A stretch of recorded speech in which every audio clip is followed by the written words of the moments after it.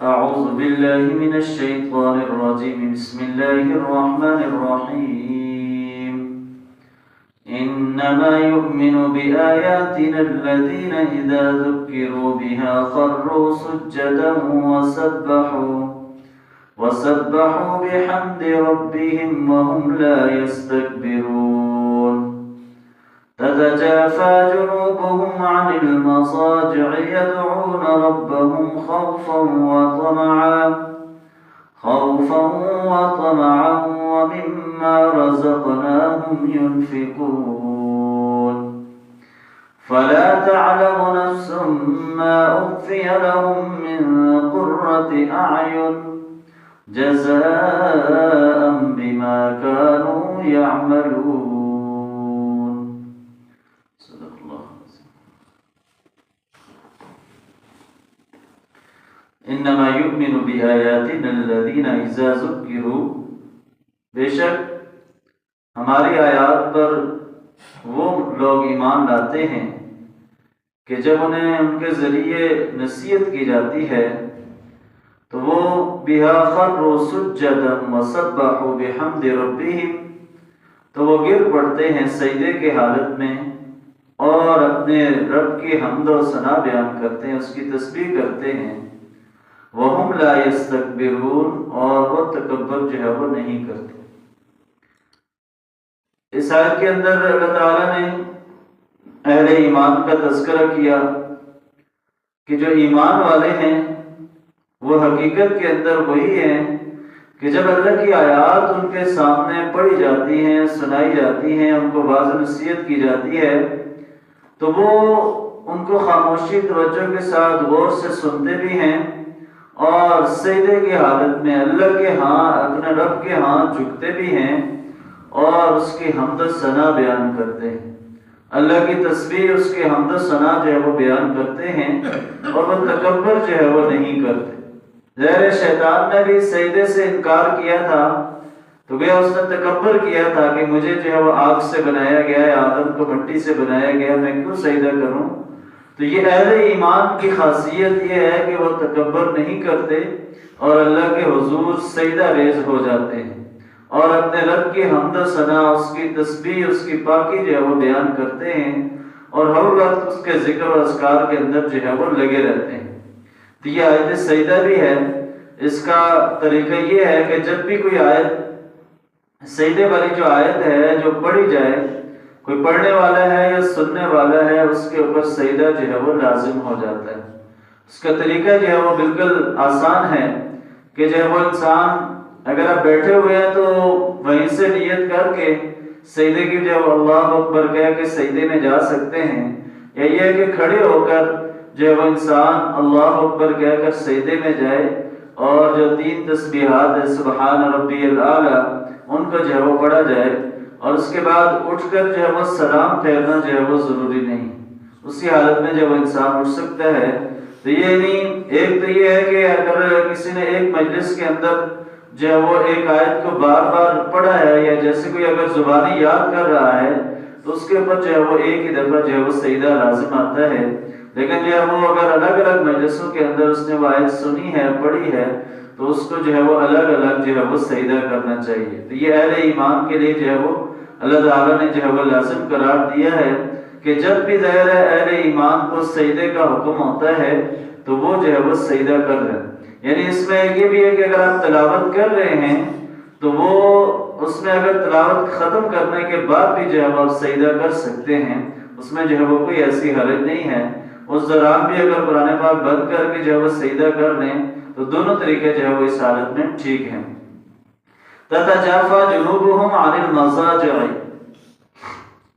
وہ اہل ایمان ان کی خاصیت اللہ تعالیٰ نے بیان کی کہ وہ اپنے پہلوؤں کو بستروں سے دور رکھتے ہیں. یدعون ربهم، وہ پکارتے ہیں اپنے رب کو خوفا وطمعا، خوف اور امید سے. ومما رزقناهم، اور جو ہم نے ان کو رزق دیا ہے اس میں سے وہ ينفقون، خرچ کرتے ہیں. پہلے اللہ تعالیٰ نے اہل ایمان کی یہ صرف بیان کی کہ وہ اپنے پیروں کو اپنے بستروں سے جو ہے وہ الگ رکھتے ہیں. اس میں خاص طور پر جو رات کی نماز اور اس میں جو ہے وہ تہجد کی نماز کی طرف جو ہے وہ اشارہ ہے کہ جو اہل ایمان ہیں وہ رات کا کچھ حصہ آرام بھی کرتے ہیں، لیکن جو رات کا آخری پہر ہوتا ہے اس میں جو اپنے بستروں سے اٹھ جاتے ہیں اور اپنے رب کے حضور جو ہے وہ کھڑے ہو جاتے ہیں، یعنی اپنے آپ کو اللہ کے سامنے جو ہے وہ قیام کرتے ہیں، رکوع اور سجدہ کرتے ہیں، اور جو ہے وہ اپنے بستروں کو جو ہے وہ چھوڑ دیتے ہیں۔ یعنی یہ اہل ایمان کی، اور یہ نوافل کے اندر جو سب سے زیادہ فضیلت والی نماز ہے وہ تہجد کی نماز ہی ہے، کہ جس کا اللہ تعالیٰ نے قرآن مجید کے اندر بھی ذکر کیا ہے، اور جو ہے وہ نبی صلی اللہ علیہ وسلم کے اوپر جو ہے وہ تہجد کی نماز ہے جو فرض تھی، انبیاء کا یہ خاص طور پر ان کے لیے تھا، تو اس لیے یہ اہل ایمان میں سے جو یہ نماز ادا کریں گے تو ان کے لیے جو ہے بڑی فضیلت بھی ہے، بڑا ثواب بھی ہے، اور یہ رات کا وہ وقت ہوتا ہے کہ جب اللہ رب العالمین خود اعلان کر رہا ہوتا ہے کہ ہے کوئی مجھ سے مانگنے والا کہ میں اس کو عطا کروں، ہے کوئی طلبگار کہ میں اس کی جھولی کو بھر دوں، تو یہ اس وقت جو بندہ مانگ رہا ہوتا ہے تو اللہ اس کی جو ہے وہ پکار کو ضرور سنتا ہے، کہ ساری دنیا سوئی ہوئی ہے اور وہ جو ہے وہ گرم بستر چھوڑ کر جو ہے وہ اللہ کے حضور کھڑا ہو رہا ہے اور اپنے رب کو پکار رہا ہے۔ پکار کیا رہا ہے؟ یدعون ربهم خوفا وطمعا، یعنی اہل ایمان اپنے رب کو خوف سے اور امید سے جو ہے وہ پکار رہے ہیں، یعنی خوف اس بات کا ہے کہ کہیں اپنے غلطیوں کی، گناہوں کی پاداش کے اندر آ کر اللہ کی پکڑ کے اندر نہ آ جائیں، یعنی ہم سے کوئی ایسی غلطی نہ ہو جائے کہ ہم اللہ کی پکڑ کے اندر آ جائیں، اور امید سے یہ ہے کہ جو جنت کی امید ہے، جو اللہ نے جو نعمتوں کا وعدہ کیا ہوا ہے، اس امید کے ساتھ کہ اللہ تعالیٰ ہمیں بھی اس جنت کے اندر جو ہے وہ داخل فرمائے گا۔ یہ جو اگلی جو بات بیان کی ہے کہ وَمِمَّا رَزَقْنَاهُمْ يُنْفِقُونَ، کہ ہم نے جو ان کو رزق دیا ہے اس میں سے وہ خرچ کرتے ہیں، یعنی نماز فرائض پورے کرنے کے ساتھ ساتھ نوافل، تہجد اور اپنے رب کو سامنے گڑ گڑانے کے ساتھ ساتھ جو اللہ نے ان کے اوپر انعام کیا ہے، فضل کیا ہے، تو اس فضل کو، اس رزق کو اپنے پاس جو ہے وہ سنبھال کر نہیں رکھتے ہیں، بلکہ کیا کرتے ہیں؟ ينفقون، اللہ کے راستے میں خرچ کرتے ہیں،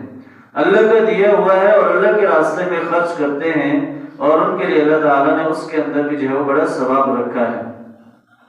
فَلَا تَعْلَمُ نَفْسٌ مَّا أُخْفِيَ لَهُم مِّن قُرَّةِ أَعْيُنٍ، بس کوئی نفس نہیں جانتا کہ کیا چیزیں پوشیدہ رکھی گئی ہیں اس کی آنکھوں کی ٹھنڈک کے لیے، جزاء بما كانوا يعملون، یہ بدلہ ہے اس کے بدلے میں جو وہ اعمال کرتے رہے۔ اب یہاں پر یہ جنت کا تذکرہ ہے کہ اللہ تعالیٰ نے انسان کے لیے جو پوشیدہ چیزیں رکھی ہیں جو انسان کی آنکھوں کی ٹھنڈک کا باعث ہوں گی، یعنی جنت کہ جس کے بارے میں نبی صلی اللہ علیہ وسلم نے بھی فرمایا کہ جنت وہ ہے کہ جس کے بارے میں کسی انسان نے نہ اس کو دیکھا ہے نہ وہ چیزیں سے سنی ہیں، وہ ظاہر ہے قرآن مجید کے اندر اس کا تذکرہ جو ہے ملتا تو ہے، لیکن حقیقی معنوں کے اندر اس جنت کو دیکھا ہوا کسی نے نہیں، تو وہ ایسی شاندار جگہ، ایسی نعمتوں بھری جگہ جو ہے وہ اہل ایمان کے لیے، اور اللہ تعالیٰ نے کہا کہ یہ بدلہ ہے اس کے بدلے میں کہ جو وہ اچھے اعمال کرتے رہے ہیں، جزاء بما كانوا يعملون، کہ جو دنیا کے اندر وہ اعمال کرتے رہے ہیں تو وہ یہ ان چیزوں کا بدلہ جو ہے وہ ان کو دیا جائے گا کہ وہ جنت کی تمام نعمتیں اہل ایمان کے لیے اللہ تعالیٰ نے جو ہے وہ رکھی ہیں، کہ وہاں پر ان کو ہر طرح کی آسانیاں اور تمام جو چیز جو ان کے دل کے اندر جو خواہش آئے گی اللہ تعالیٰ ان کی اس خواہش کو جو ہے وہ پورا کرے گا، اور دوسرا یہ بڑا انعام یہ ہوگا کہ خالدین فیہا، کہ وہ اس میں ہمیشہ ہمیشہ رہیں، وہاں سے پھر یعنی واپس جانے کا کوئی تصور نہیں ہے، اور انسان جو ہے وہ عیش و عشرت کی جو ہے وہ زندگی گزار رہا ہوگا۔ قرآن مجید کے اندر جنت کا جو ہے وہ اور جہنم کا تذکرہ مختلف مقامات پر مختلف انداز کے اندر اللہ تعالیٰ نے اہل ایمان کے لیے کیا ہے کہ تاکہ جہنم کا خوف بھی ہو اور جہنم سے بچنے کا ڈر بھی ہو